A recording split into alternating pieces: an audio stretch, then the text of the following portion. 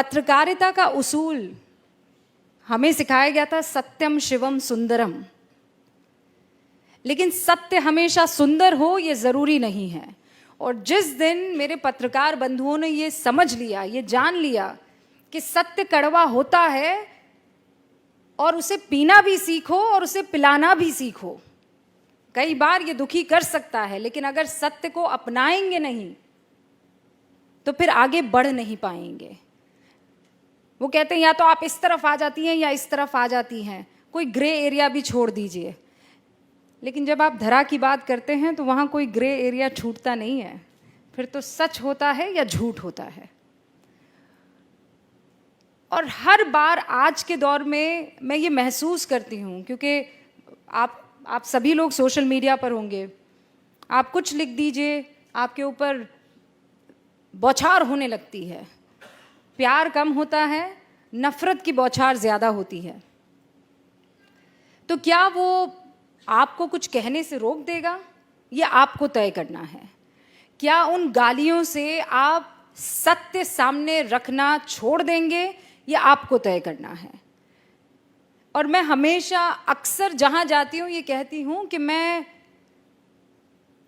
Ice cream नहीं हूँ कि जिसे देखकर, जिसे सुनकर हर कोई खुश हो जाए।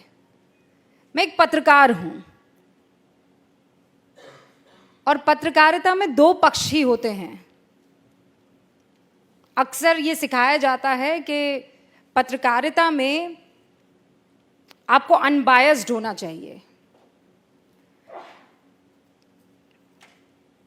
बहुत लोग मेरी बातों से इत्तेफाक नहीं रखेंगे, लेकिन मुझे ये कहना आप लोगों के सामने ज़रूरी है। जब देश की बात आएगी, वतन की बात आएगी, तो इसमें अनबायस्ड कोई कैसे हो सकता है? एक आतंकवादी दनादन गोलियां चला रहा है, आप निष्पक्ष हो जाएंगे? एक 8 साल की बच्ची के साथ बलात्कार हो रहा है, आप निष्पक्ष हो जाएंगे? आपको पक्ष तो लेना होगा ना। या आप जो कहते हैं कि इन मसलों पर निष्पक्षता चाहिए, इन मसलों पर निष्पक्षता कैसे हो सकती है?